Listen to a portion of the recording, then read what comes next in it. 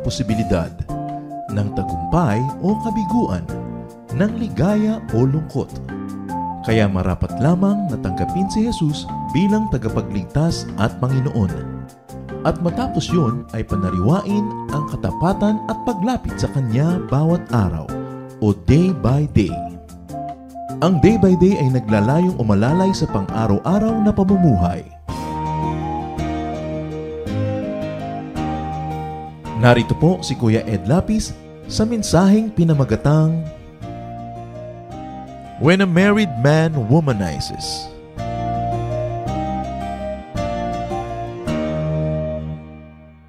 Maraming mga married men, married women, and of course all the children who are products of such unions.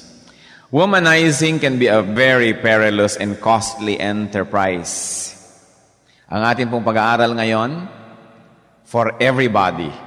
But the topic is when a married man womanizes. Ano nangyayari pagka ang mga lalaking may asawa na ay gumagawa pa ng mga hindi dapat? Let us read a very interesting lesson. Medyo mahaba-habang reading. But I want you to read diligently, intently, and get the word's message for us. Genesis 20, verses 1 to 18. Now Abraham moved on from there into the region in the Negev and lived between Kadesh and Shur. For a while he stayed in Gerar, and there Abraham said of his wife Sarah, "She is my sister." Then Abimelech, king of Gerar, sent for Sarah and took her. But God came to Abimelech in a dream one night and said to him, "You are as good as dead because of the woman you have taken. She is a married woman." Now Abimelech had not gone near her, so he said, "Lord, will you destroy an innocent nation? Did he not say to me, 'She is my sister'? And didn't she also say, 'He is my brother'? I have done this with a clear conscience and clean hands." Then God said to him in a dream, "Yes, I know you did this with a clear conscience, and so I have kept you from sinning against me. That is why I did not let you touch her. Now, return the man's wife, for he is a prophet, and he will pray for you, and you will live. But if you do not return her, you may be sure that you and all yours will die." Early the next morning, Abimelech summoned all his officials, and when he told them all that had happened, they were very much afraid. Then Abimelech called Abraham in and said, "What have you done to us? How have I wronged you that you have brought such great guilt upon me and my kingdom? You have done things to me that should not be done." And Abimelech asked Abraham, "What was your reason for doing this?" Abraham replied, "I said to myself, there is surely no fear of God in this place, and they will kill me because of my wife. Besides, she is really my sister, the daughter of my father, though not of my mother. And she became my wife. And when God had me wander from my father's household, I said to her, 'This is how you can show your love to me. Everywhere we go, say of me, he is my brother.' Then Abimelech brought sheep and cattle and male and female slaves and gave them to Abraham, and he returned Sarah, his wife, to him. And Abimelech said, 'My land is before you. Live wherever you like.' To Sarah he said, 'I am giving your brother 1,000 shekels of silver. This is to cover the offense against you before all who are with you. You are completely vindicated.' Then Abraham prayed to God, and God healed Abimelech, his wife, and his slave girls, so they could have children again. For the Lord had closed up every womb in Abimelech's household because of Abraham's wife, Sarah." And may the Lord add blessings to the reading of this very interesting story. Ito pong si Abraham at si Sarah ay mag-asawa na naglalakbay-lakbay sa iba't ibang dako. Dinadala sila ni Lord dito, doon. Although an interesting and a cultural thing about their marriage is they are half brothers and sisters. At sa kanila noon ay hindi yun bawal nung panahon na yun. Ngayon, itong si Abraham natatakot na baka may magandahan sa kanyang asawa, patayin siya para makuha yung kanyang asawa. So sinasabi niya, kahit saan tayo magpunta, sabihin mo, kapatid mo ko ha, kung sasabihin asawa kita. At gano'n ang nangyari nung pumunta sila dito sa Gerar, nagandahan ang hari na si Abimelech. At sinabi ng kanyang mga tauhan, siguro meron pong bagong salta, maganda. Kunin. So kinuha. At mula noon, kutakot-takot na dilubyo ang nangyari sa kanyang buhay. When a married man womanizes, a very interesting thing happens. When a married man womanizes, he pays a very high price. Pag ang isang lalaking may asawa na, ang bababae pa na hindi niya asawa, nagbabayad siya ng mahal. Ano mga ibinabayad niya? Number 1, spiritually, may bayad. He pays spiritually. God was angered in this particular story, sa verse 3, but God came to Abimelech in a dream one night and said to him, "You are as good as dead because of the woman you have taken. She is a married woman." Ipinakadiin-diin ng Diyos sa kanya. Naku, sabi ka nun, patay ka. Yang kinuha mong yan, may asawa na yan. Exodus 20, verse 7, one of the 10 commandments, you shall not covet your neighbor's wife. Hindi mo dapat pinagnanasaan ang asawa ng may asawa. Isinulat ang istoryang ito, hindi lang tayo para kwentuhan, kundi para tayo turuan because God is the same yesterday, today, and tomorrow. Any man who takes a woman, not his wife, especially if this woman is married to another man, is as good as dead. Ang Diyos mismo, nanaog na mula sa langit, lumabas na dito kay Abimelech through a dream sapagkat siya'y bothered dito sa nangyayari. Same today. Hindi pa naman nagbababa ng moral standards ang Panginoon mula noon hanggang ngayon. For a man to take a married woman is horribly, grossly sinful. Why? Because a married man who takes another married woman, not his wife, sins against her. Nagkakasala ang lalaki na kumukuha ng isang babaeng hindi niya asawa, lalo't asawa ng iba. Nagkakasala siya unang-una sa babaeng yon. Leviticus 20 verse 10, if a man commits adultery with another man's wife, with the wife of his neighbor, both the adulterer and the adulteress must be put to death. Bakit hindi nyo masabi? Natatakot yata kayo. No? If a man commits adultery with another man's wife, binabato sila hanggang mamatay. Yun ang utos ng Diyos. Of course, through Christ, yun ay napalitan ng pamamaraan, pero hindi lang naman sa physical na mamatay ang isang tao. Adulterers die many thousand deaths, although they still physically live. Ano pa?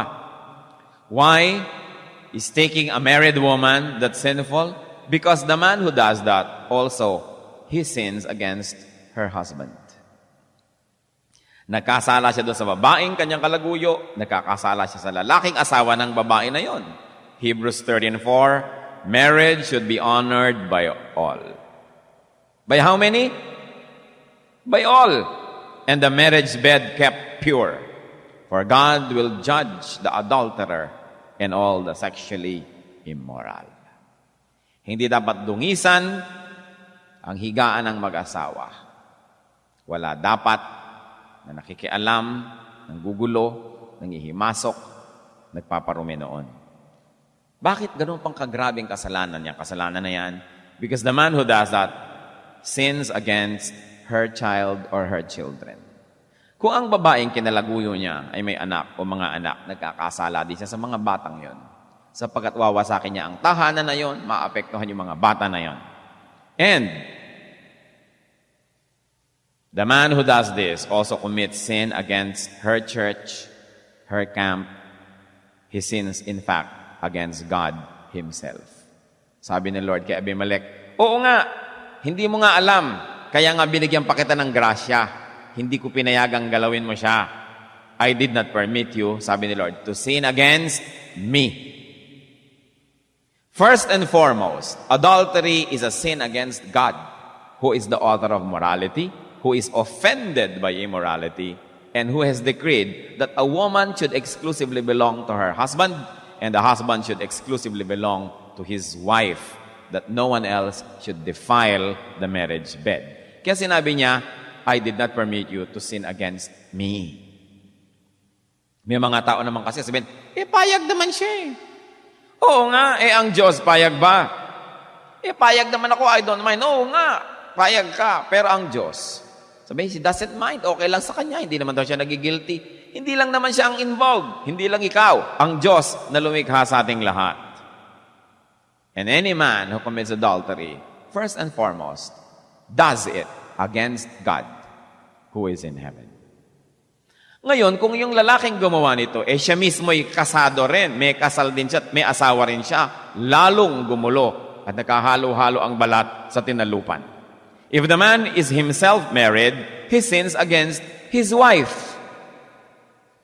Malachi 2:14, you ask why? It is because the Lord is acting as the witness between you and the wife of your youth, because you have broken faith with her, though she is your partner, the wife of your marriage covenant. The adulterous man, married man, is also sinning against his own child or children. A man cannot be unfaithful to his wife without hurting his own children in the process and in the end. Pag nagkahiwalay silang mag-asawa dahil doon, ang mga bata ang na-orphan, sila ang napapabayaan, sila ang nalilito, sila ang nalulugi. No adulterous man can do it without hurting his own children. And sometimes the pain, the wound is forever. And of course, this adulterous man also sins against his church and against God. Ang lalaking pananagutan. Ang isang act of indiscretion actually sets into motion a never-ending series of misery. May kasalanan ka sa kanya, sa iyong kapartner in crime, may kasalanan ka sa iyong tunay na partner, may kasalanan ka sa anak niya, may kasalanan ka sa anak mo, may kasalanan ka sa asawa niya, may kasalanan ka sa asawa mo, may kasalanan ka sa lipunan, sa church.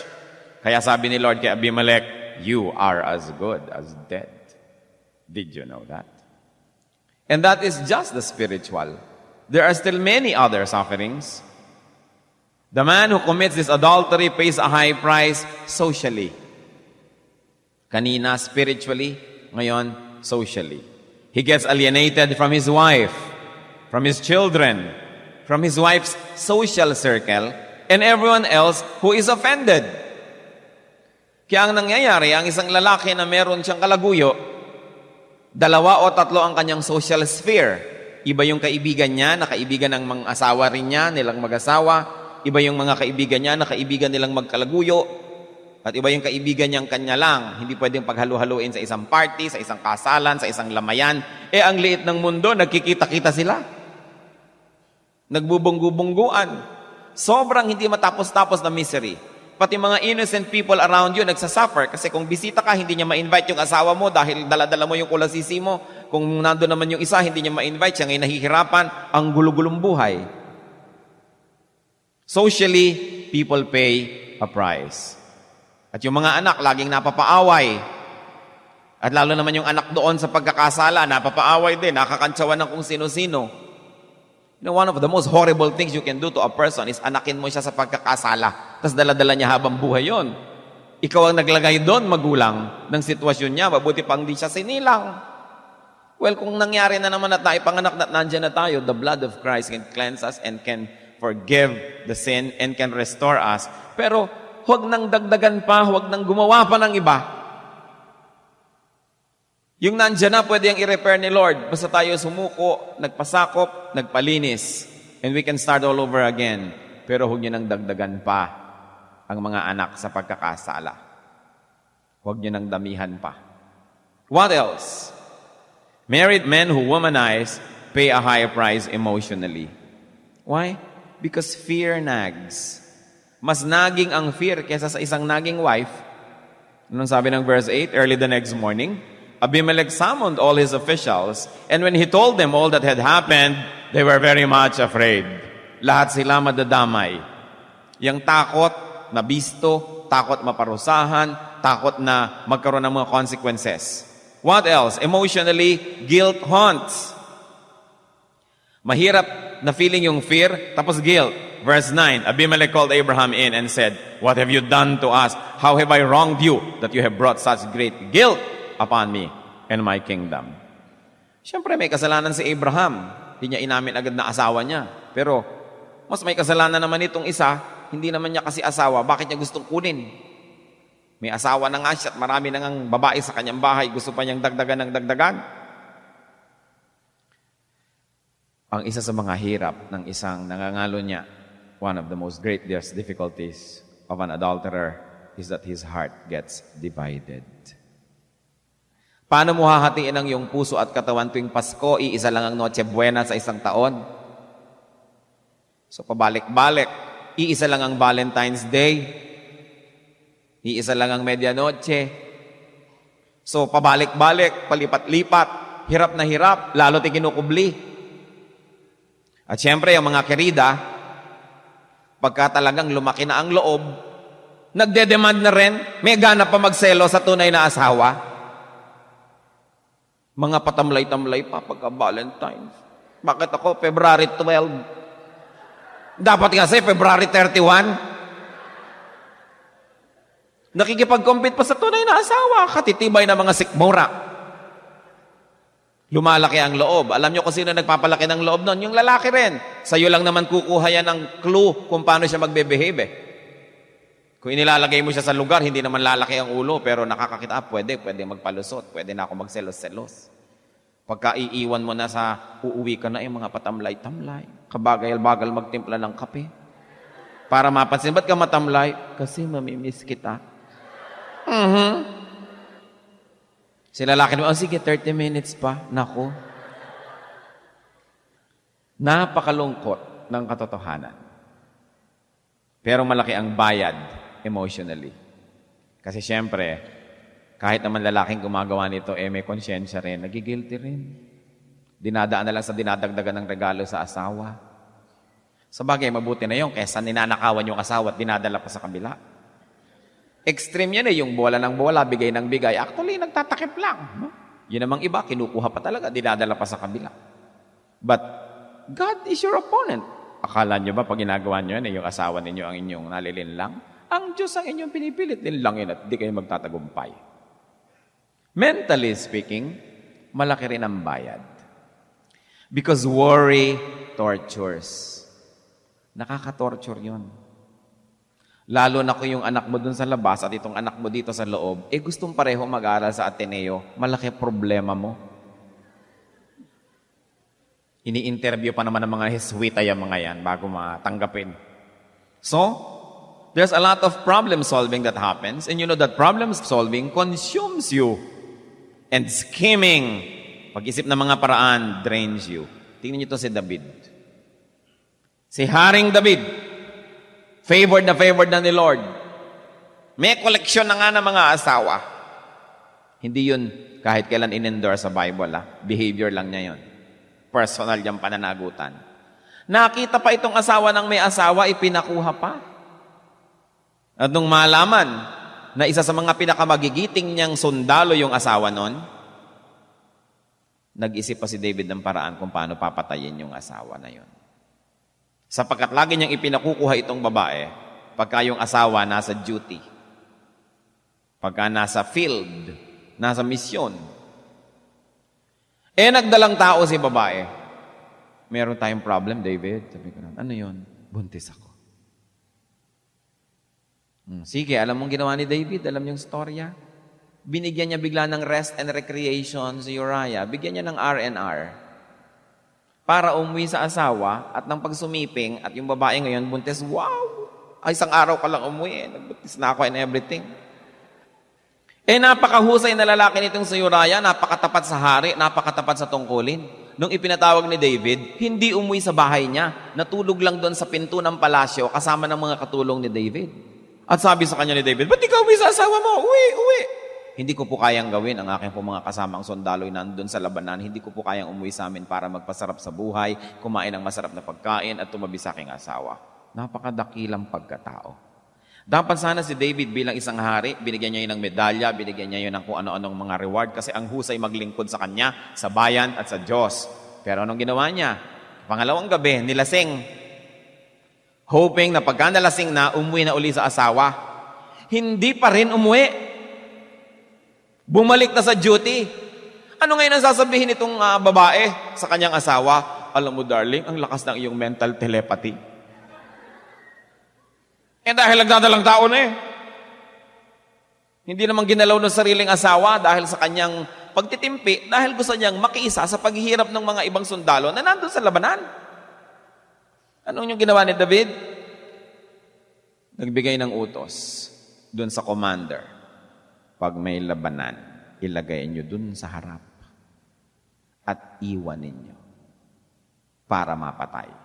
At ganun ang naganap. Mula nun, ang karir ni David, bumaba na ng bumaba, ng bumaba, ng bumaba. Pagnanasa sa asawa ng may asawa. Hindi yun nakaliligtas sa pansin ng Panginoon. Ano pa? What else does an adulterous husband pay? He pays a high price physically and materially. Of course, expenses escalate. Lumalaking gastos. Anong nangyari dito kay Abimelech?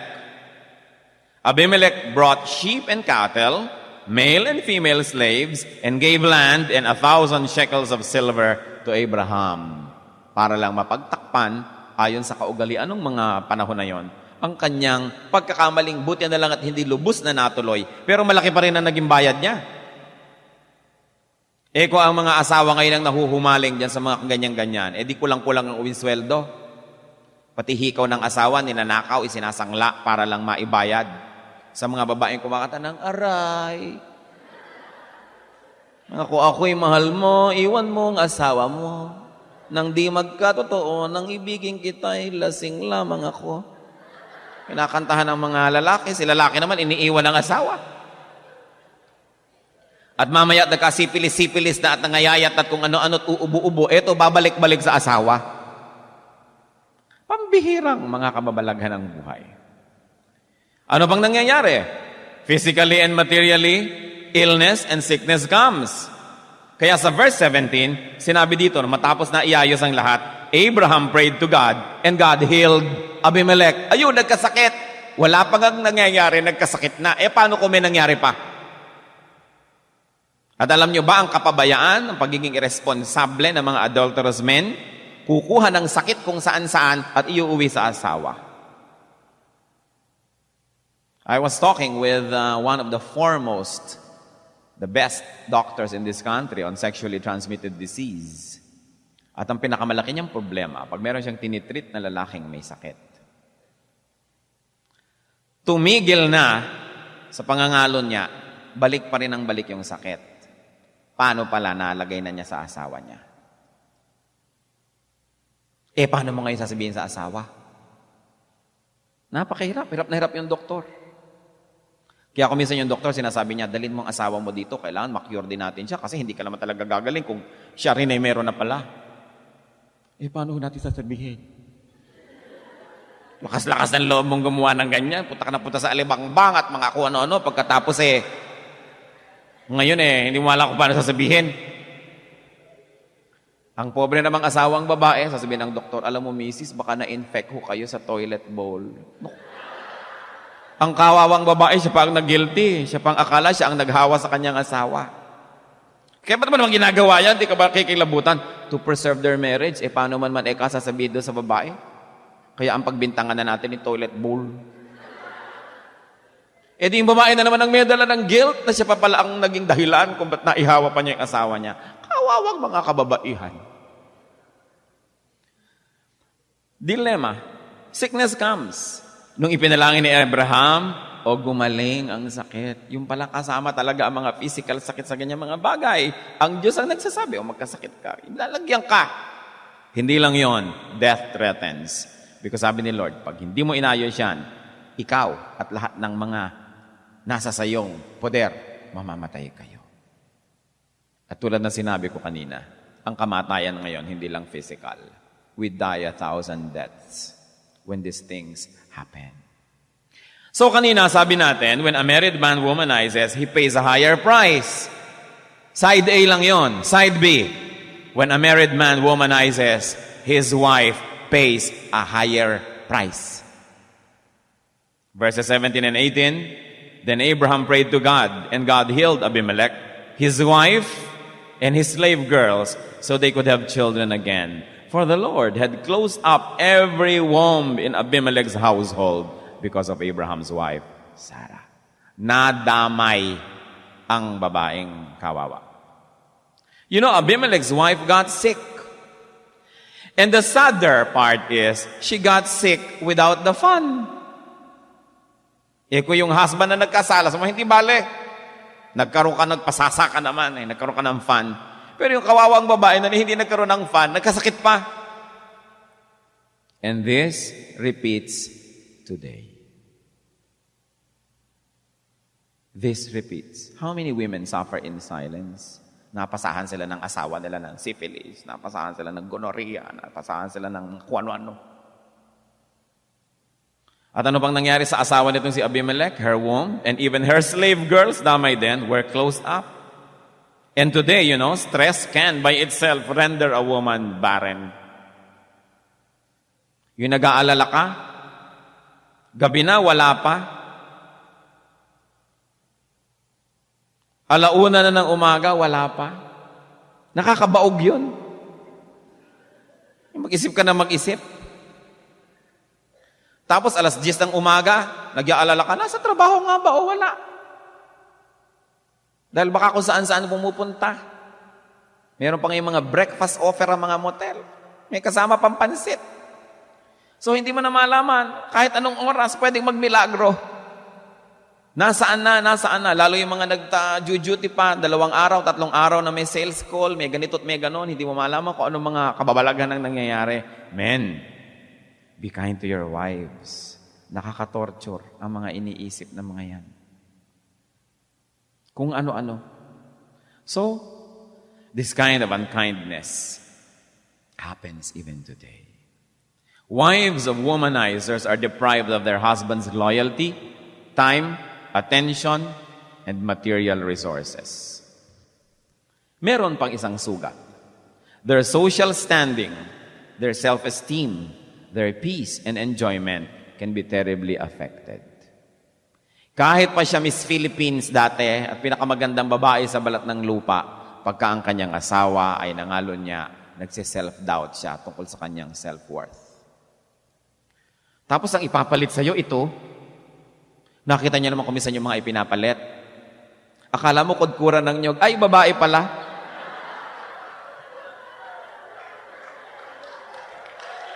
Sasabihin ng babae. Yung mga wives sasabihin, siya lang ay pinagpalit mo sa akin. Ngunguya-nguya ng chiclet. May rollers pa sa umaga, lumalabas na sa balabas. Ito lang. Sobrang nagsasuffer yung self-esteem ng mga kababaihan. Kaya tuloy ko ano-anong gagawin, liposuction, facelift, kung ano-ano. Dahil nagda-doubt. Kaya pag ngumingiti, ang ganda naman ng dimple mo, pusod ko na yan. Nakarating na pala yung pusod sa mukha sa cafe facelift.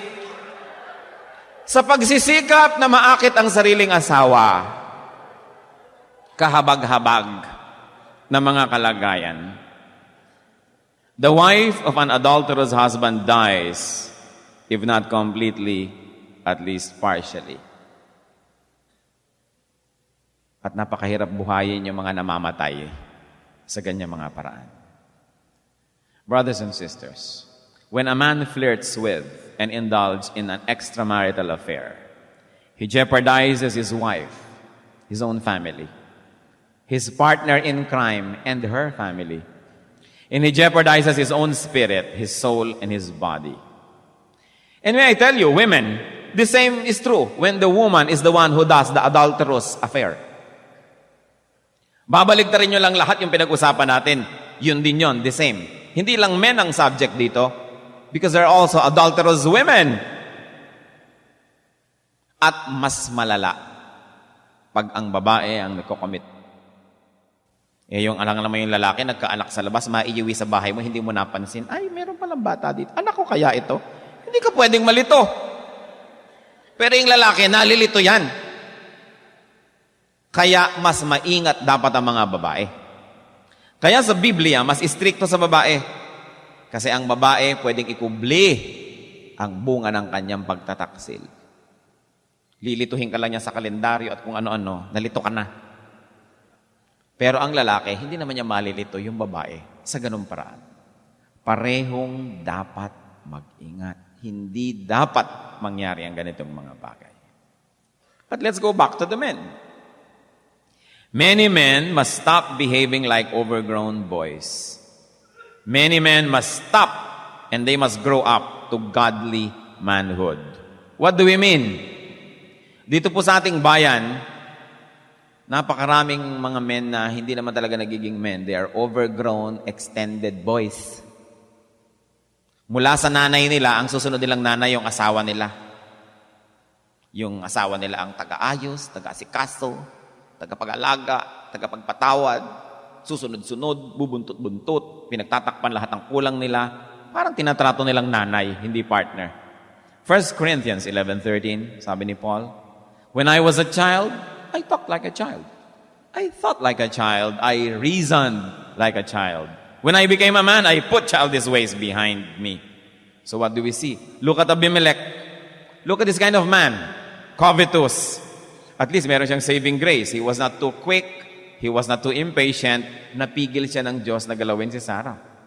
Hindi natin alam kung anong dahilan kung bakit hindi natuloy agad yun. So, basta hindi niya nagalaw. And so God spared him dahil at least kung meron man siyang covetousness, kung meron man siyang error, nung kinorek ni Lord at nung nanaginip, nakinig na sa Diyos, itinama na ang lahat at nagbayad ng multa. Yung iba, kahit ipukpok na ni Lord sa kanila yung 10 Commandments, kahit hindi na panaginip, magpakita na ng literal, ayaw pa rin nilang pakinggan ng Diyos. At yung iba, naghahanap pa ng justification sa Biblia mismo ng kanilang mga ginagawang kaaliwas-wasan. The height of folly. When you try to hide from God and hide behind God to escape God's wrath, that is foolish. And look at this guy, Abraham. Duwag.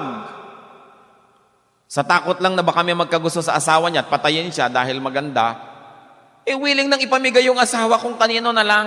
Huwag na lang siyang mapahamak. Sabi, pag may nagkagusto sa'yo, huwag mo sasabihin asawa mo ko, ha? Sabihin mo lang, kuya mo ko. At nung kinuha, ibinigay nga. Look at this kind of men.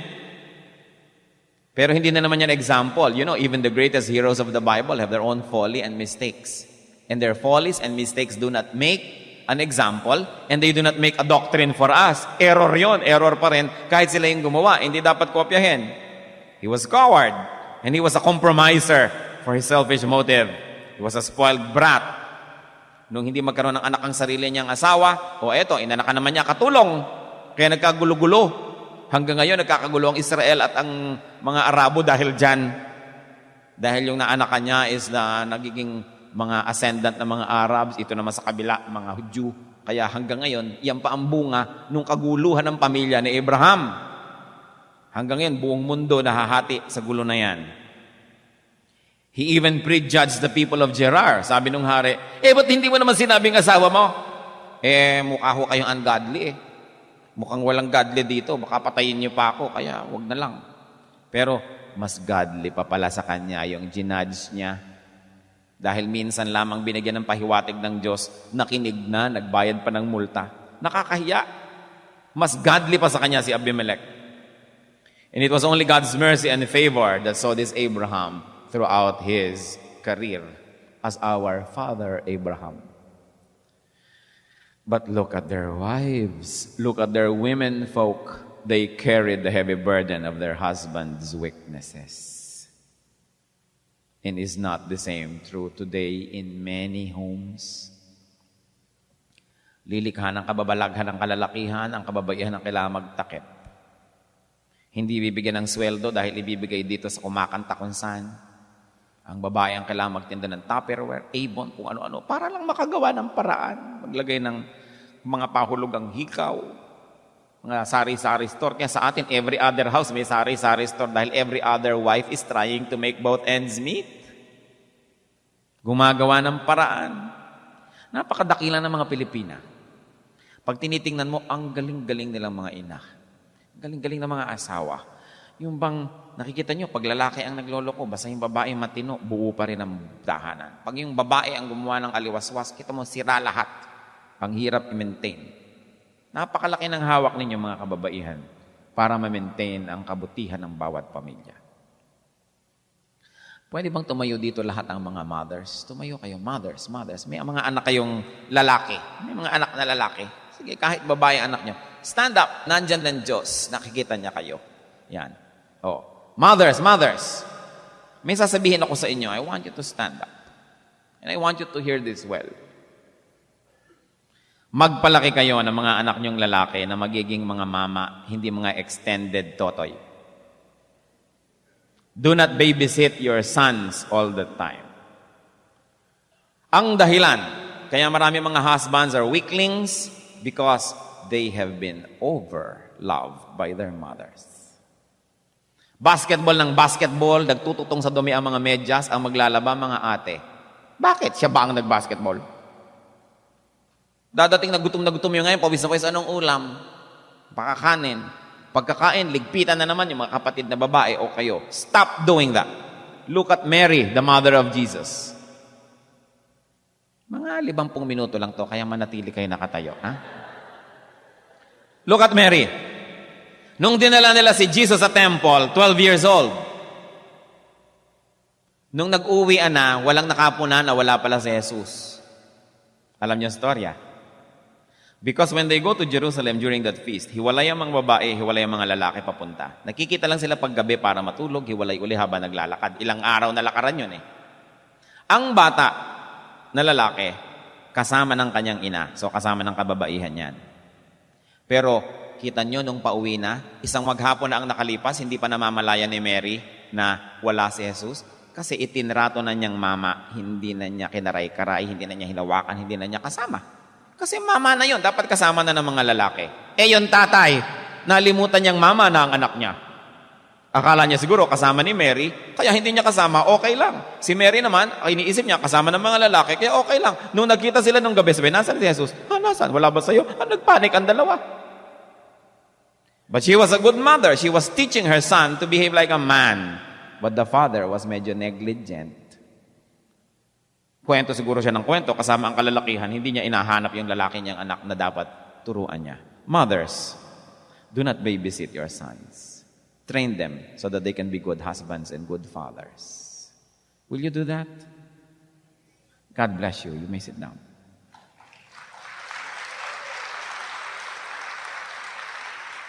Ang nangyayari kasi, when you raise up weakling sons, malalaki ang muscle pero mahihina loob. Their wives, later on, will be expected and forced to always give and forgive, to love unconditionally, to suffer silently, and to grow old alone. Bakit nga ba ganon? Tumatanda naman kayo pareho, mamaya, hindi na ikaw ang kasama niya. 14 anyos ang bit.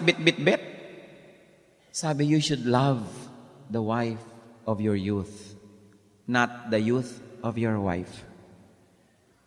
The wife of your youth. Pareho kayong tumatanda, mahalin siya. Para hindi, iba nga namamatay pa sa operating table dahil ipinapa-vacuum yata yung mga fats nila, pinapa-liposuction at kung ano-ano. Dahil na, siguro, gusto maging continuously attractive to the husband. When the force of gravity begins to show, no? Nilalabanan pati kalikasan, pinapaakyat lahat. May gravity Tumira ka sa buwan para huwag malaglag ang mga ganyan-ganyan mo. Natural lang yun dapat. You see how oppressive the world has been to women.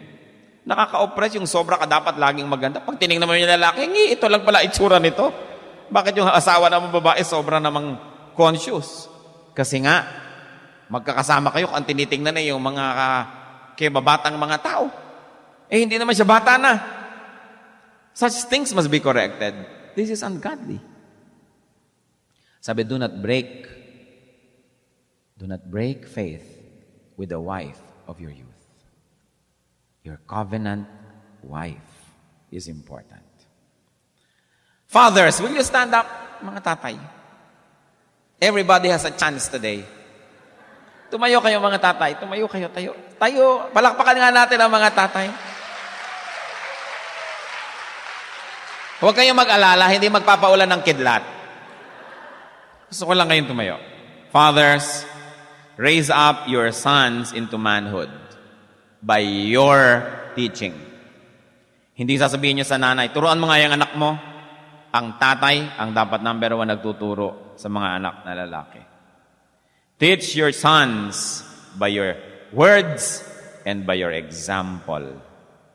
Marami kasing mga batang lalaki, kaya bakit ang tatay ko naninigarilyo? So, maninigarilyo rin ako. Bakit ang tatay ko may mga kirida? So, pagka nagkaasawa, yun ang inuulit. Parang isang mapait na sumpa, paulit-ulit na lamang sa mga pamilya natin yan. Babaero ang lolo, babaero ang tatay, babaero ang anak. Yung apong itong kay liit-liit pa, parang manamang sabi, ito rin. Fathers, the best gift that you can give your sons is the gift of a good example.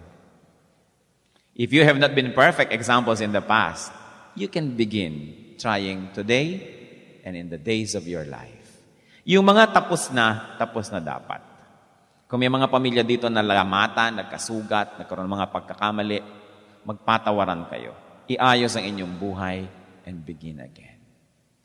Fathers, teach by example. Train up a child in the way he should go, sabi ng Bible. And then let's change the next line. Somebody change that. Sabi niya, train up a child in the way he should go, but be sure that you go that way yourself. Give your sons the gift of a godly, fatherly example. Will you do that? Praise God. Maupo na kayo, mga tatay.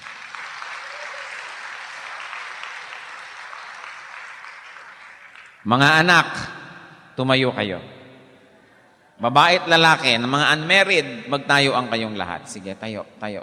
O, tayo mga anak. Basta anak, meron kayong magulang, di tumayo kayo, siyempre, na unmarried, mga anak. Mga anak, listen to me. Siguro ang mga magulang nyo have not been perfect examples. If they have been, praise God. But if not, forgive them.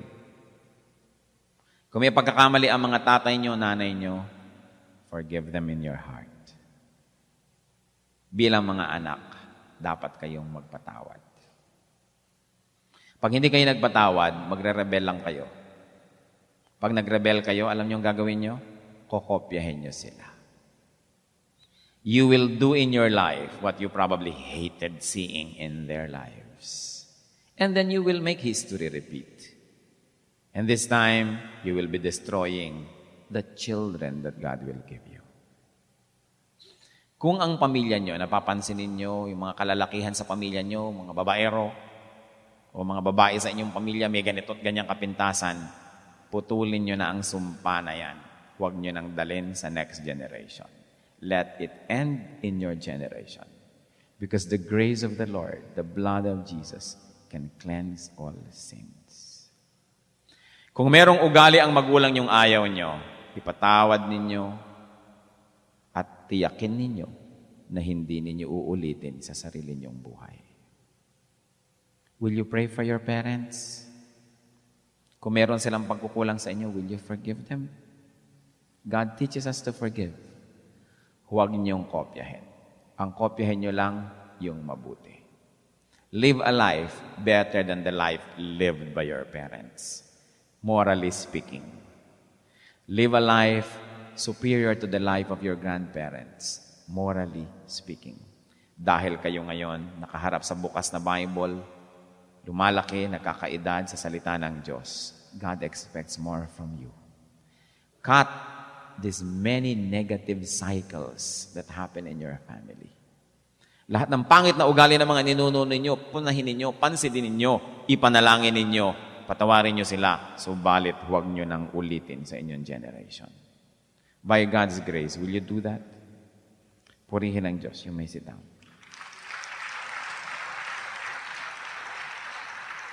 Proverbs 22 verse 6.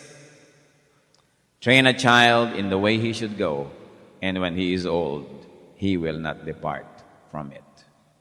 Kita nyo yan? Sinusumpa ng Biblia, totoo yan. Kung ano nyo tinrain ng bata, paglaki magiging ganon siya. Pag tinetrain ninyo, naggulo kayo ng gulo, away kayo ng away, babag kayo ng babag mag-asawa, anong gagawin niyan pag siya na ang may asawa? Mga tatay, anong gagawin ng mga anak niyong lalaki kung nakikita sa inyo mga bagay na hindi dapat nakikita? Kung anong training, ganun ang mangyayari. Liban na lang paghimalaan ng Diyos. Growth should be from childhood to manhood. Huwag niyong masyado mga young people na isipin niyang inimbento ng mga Amerikanong teenager. Walang teenager.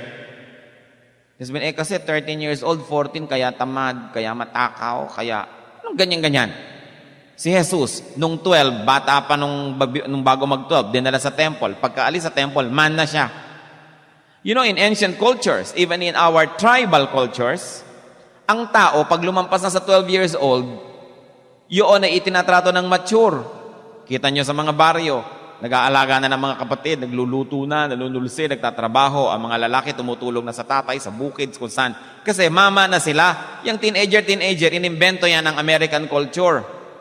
Nang ibig sabihin, tamad, pabaya, nagsusulat sa mga dingding, winawasak ang mga buo, nilalaslas ang pulso, kung ano-anong ginagawa sa buhay. Tapos mo, kasi teenager. Anong kasi teenager? Mama na dapat yan. Anong teenager? Don't hide behind this myth. Don't hide behind this lie. Because it deceives all of us into accepting all the foolish things that these people should not be doing. Pag marunong kumain, dapat marunong magluto. Pag marunong kumain, dapat marunong magligpit ng mga pinagkainan. Hindi sabihin, kasi teenager, kaya tamad. Lalampas din yan. Maraming hindi nakakalampas kasi kung hindi na ospital, nakukulong o namomorge. Anong lalampas? Maraming hindi lumalampas. Don't be deceived by this popular culture called teenager. It is an invention of man. When you look at the Bible, paglampas mo ng 12, you're a man or a woman. Kaya dapat responsible. Brothers and sisters, let us break these tedious and oppressive and consuming cycles of family problems. Married men, as the head of your household, stop womanizing. Obey God. Train your sons by instruction and example. Begin a genuine, deep-seated moral recovery. Huwag niyong hinga ng moral recovery ang gobyerno kung sa sarili niyong bahay, hindi kayo nagmo-moral recovery. It all begins with us. More especially, it begins with the people of God. Church, let's bow before the Lord. Kung merong dapat ihingi ng tawad sa Panginoon, humingi ng tawad. Kung meron tayong mga ganitong mga kasalanan, ihingi ng tawad sa Diyos. Magpasakop tayo sa Kanya and make a firm resolve to stop this curse that is a plague to our children, that is a grave problem of our society. At kung ang pamilya nyo has been very, very blessed, hindi ganito ang problema nyo, pray for other families. Be compassionate. Huwag kayong magiging palalo o mayabang o judgmental. Pag-pray nyo ang mga dumadaan sa napakarami mga pagsubok. In silence, pray. Dinadalangin ko, Panginoon, sa iyo ang lahat ng mga kababaihan dito na nagkaroon ng karanasan na ang asawa nila ay naging taksil sa kanilang sumpaan. Turuan mo ang mga kababaihan na ito, Panginoon, na magpatawad. Magkaroon ng isang bagong panimula. Pagalingin mo nga ang mga sugat ng puso na maraming malalalim na mga sugat. Kung ano man ang naging pagkukulang ng kanilang mga asawa noon, punuin mo, Panginoon, ang iyong personal na pagmamahal. Ang pagkalinga, ang pag-ibig. Only your miraculous touch, O God, can heal this kind of wounds. So as these women bow before your presence, I ask you, Lord, kayo na wala kaming maililihim, nababatid nyo ang laman ng bawat puso. Bawat puso ditong nasugatan, bawat pusong may sugat, bawat mga puso, Panginoon, hipuin niyo po. Let your mercies abound. And I also pray for the men who might have committed this kind of things in the past. Lord, ipakita mo sa isang malinaw na paraan ang kabaliwan ng ganito mga bagay. Ipakita niyo ang kawalang katuturan ng mga ito. At kung may mga humihingi ng tawad sa inyo, Panginoon, igawad niyo nga po yung pagpapatawad. And we're also praying for the children. Kung ano man ang mga nakita nila sa kanilang mga magulang, mga lolo't lola, mga tiyo at tiya. Lord, give the children the wisdom na huwag gayahin ang mali. Makilala ang mali at kamuhian ito. Sumalit patawarin ang mga kamag-anak nilang nagkamali. Right now, Father, we know you're here. You are here. I'm asking you, restore the families that hear your word today. Restore, O God. Restore the love between the couples. Restore their trust. And the children, restore them to their parents. Lord, let your will be done. And we rebuke you, evil one, in the name of Jesus. And we command you to leave these families. These families that are surrendered to the Lord, we command you to leave. And we ask you, Holy Spirit, heal, restore. We seek you, Father. Idinadalangin din namin ang mga babae na naging other women. Na sila, Panginoon, knowingly or unknowingly, ay nakapang-agaw ng asawa ng may asawa. Sila man ay kahabagan mo. Sa kanilang paghingi ng tawad sa iyo, Panginoon, ay patatawarin mo rin. And may you also touch the wounds of their hearts and heal them. Knowing, O Lord, that in this very sinful world, all of us have become victims. Turuan mo kami, Lord, not to be judgmental. Teach us to be compassionate to these women. At ang dalangin ko, Panginoon, pag-ibayuhin niyo po ang inyong mga grasya, pagpapala sa kanila at sa kanilang mga anak. Dinadalangin ko rin, Panginoon, ang sino man na mga anak outside of wedlock. Isang mahirap na karanasan at kalagayan. But nothing is impossible with you. Humihingi kami, Lord, ng restoration in their lives. Knowing that you will not charge to them the sins of their fathers. But as they surrender to the Lord Jesus, they too will be covered by the blood of the Lord. Yun po, Panginoon, ang mga naging bunga ng ganitong mga kasalanan. Hindi lumalaki na mayroong ama at ina na kasama. Kayo ang maging magulang nila, Panginoon. Punuan niyo po ang mga kulang sa kanilang buhay. At kami naman na mga anak mo, turuan mo kami, Lord, to be compassionate, to be loving, to stand in the gap, and to be parents to them. Huwag kami magiging judgmental kahit sino, knowing, Lord, that the same grace that you extend to them is the grace that we too need. Teach us not to burn bridges over which we too must pass, but to just be extensions of your goodness, of your mercies.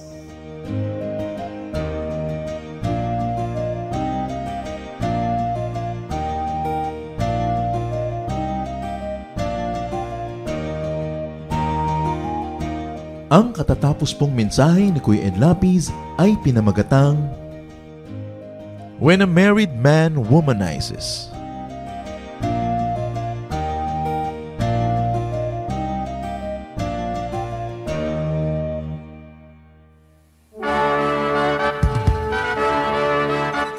Halina't sama-samang sumamba at magdiwang sa Day by Day Jesus Celebration kasama si Kuya Ed Lapiz. Bulwagan ng Panginoon, PICC, one Sunday a month, Philippine International Convention Center, Rojas Boulevard, Pasay City. All other Sundays, sa mga day-by-day mini-bulwagan ang pagtitipon. Para sa buwan ng Setyembre, gaganapin ito sa September 1, 2024. 8 a.m. ang First Jesus Celebration, 10 a.m. naman ang Second Jesus Celebration. Para sa iba pang detalye, bisitahin ang ating official Facebook page, Day by Day Friends.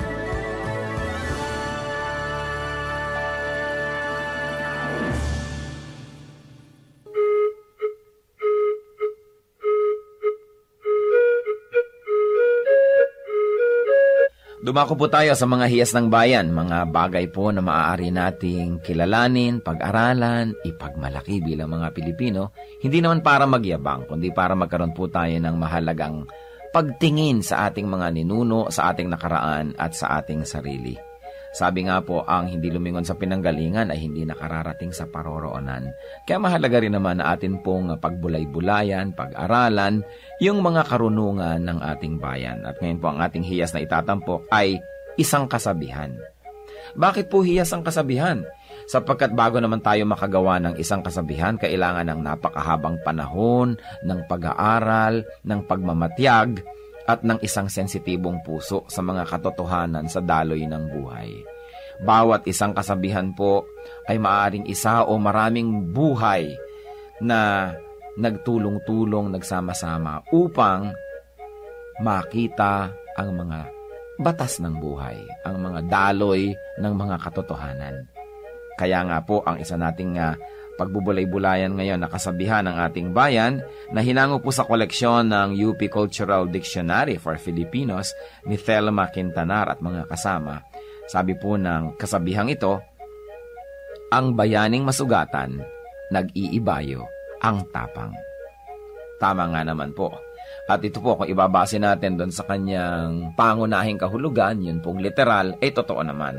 Sa mga larangan ng digmaan, yung mga bayani, yung habang nasusugatan, habang tinatamaan at nagdurugo o kaya po ay lumilipad ang mga punglo sa paligid, ay lalong tumatapang. Yun po yung mga bayani, siyempre may mga duwag na pag nasugatan, umaatras naman. Pero ang mga bayani, pag nasusugatan, nag-iibayo pa ang tapang. Subalit higit po dito sa pangunahing kahulugan nito na yung literal, ay meron pa pong malalim na kahulugan siyempre ang hiyas ng bayan na kasabihan na ito. Na ang taong talagang matining ang loob, ang taong talagang mahusay ang kalooban, ang tao na talagang magiting ang kanya pong pagkatao, habang siya po ay hinahamon ng mga nakapaligiran, habang siya po ay pinipilit na ikulong, ay lalo naman siyang nagpipilit na makalaya.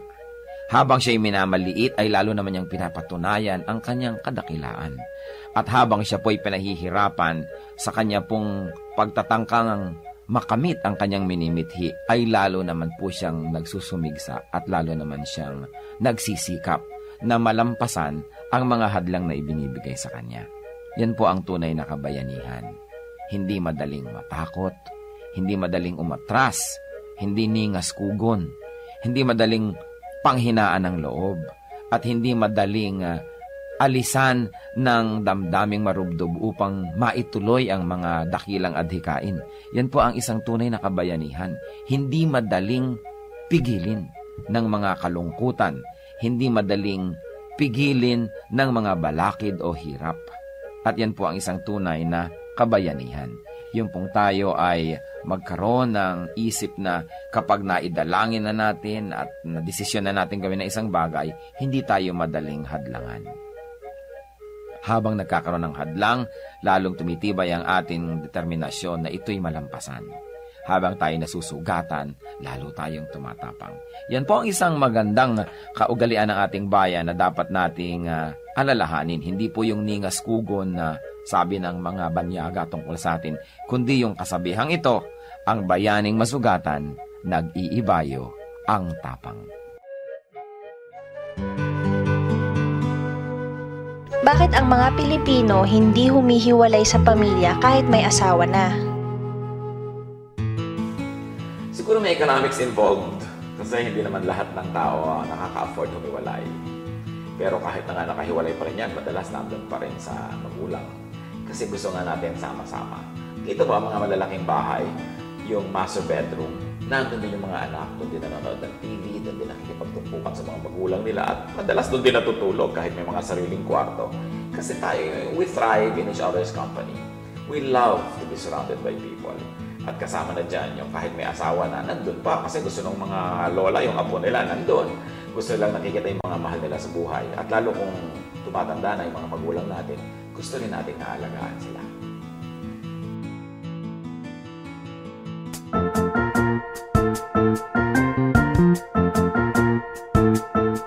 Oras na po para pansamantalang magpaalam ang programang Day by Day.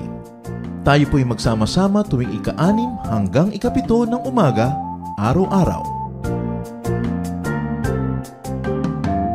Magandang umaga po at mabuhay ang Panginoong Hesus!